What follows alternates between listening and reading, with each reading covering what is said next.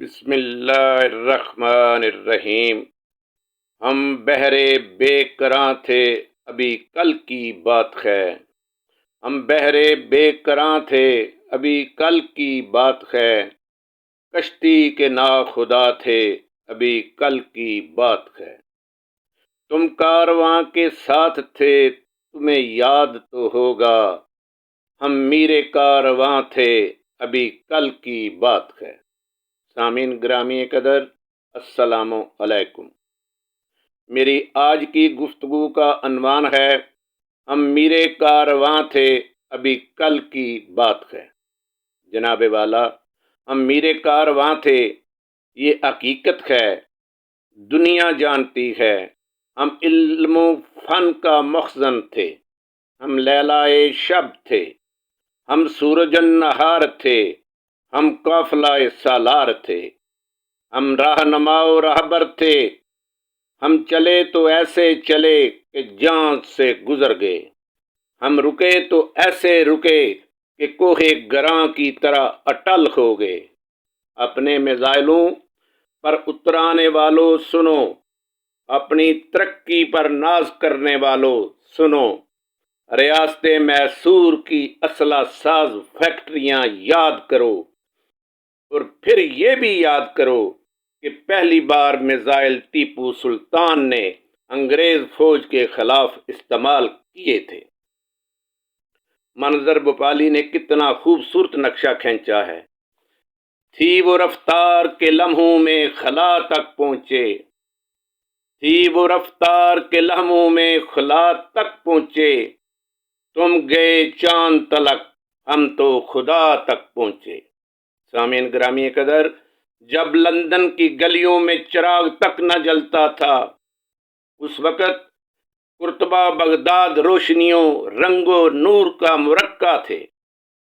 جب مغربی اقوام بحری قزاق تھیں، اس وقت مسلمان علم کے خزانوں کے مالک تھے، جن کی کنجیاں اونٹوں پر لادی جاتی تھیں۔ ہمارے سائنسدان 1000 سال تک سائنس کے افق پر چھائے رہے۔ ہمارے فاتحین دنیا کے طول و عرض میں فتوحات کے جھنڈے گاڑے جا رہے تھے۔ ہم فلسفہ میں یونانیوں کو جٹلا رہے تھے۔ ہماری طب کی کتابیں 17ویں صدی عیسوی تک یورپ کی درس گاہوں میں شامل نصاب رہیں۔ جب یہ سب کچھ یاد آتا ہے تو دل سے گواہی اٹھتی ہے کہ ہم میرے کارواں تھے ابھی کل کی بات ہے۔ شب غم میں سنہرے دن سے تعبیریں بناتے تھے، شب غم میں سنہرے دن سے تعبیریں بناتے تھے کہ ہم زخموں سے مستقبل کی تصویریں بناتے تھے۔ سامعین گرامی قدر، مگر سوال یہ پیدا ہوتا ہے، آج کے دور میں ہم کہاں کھڑے ہیں؟ ہمیں سوچنے کی ضرورت ہے، غور و فکر کی ضرورت ہے۔ ہمیں گریباں میں منہ ڈال کر اس بات کا مشاہدہ کرنے کی ضرورت ہے کہ کیا ہم نے اپنے وقت کا صحیح استعمال کیا؟ اپنے آباء و اجداد کی امانت میں خیانت سے بچ سکے؟ اسلاف سے جو خواب عطا ہوئے تھے انہیں پروان چڑھا سکے؟ اپنی دھرتی، اپنے ملک، اپنے وطن، اپنے دیس اور پوری کائنات کا فریضہ سر انجام دیا؟ پھول سے خوشبو کو، حسن سے معصومیت کو جدا نہ کرنے کی باتیں کی؟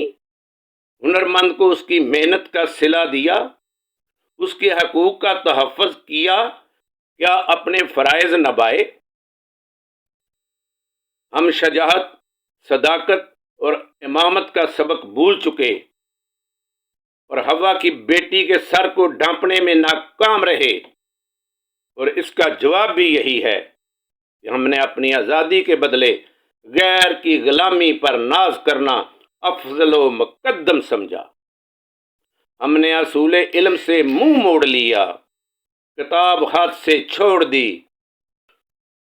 دنیا نے ہمیں پسماندگی کی دلدل میں دھکیل دیا، اور آج اپنی حالت زار دیکھ کر دل خون کے آنسو روتا ہے، کیونکہ میری قوم کا ہر بچہ آنکھیں کھولتے ہی مقروض پیدا ہوتا ہے اور غلامی کی زندگی گزارنا اس کا مقدر بنا دیا جاتا ہے۔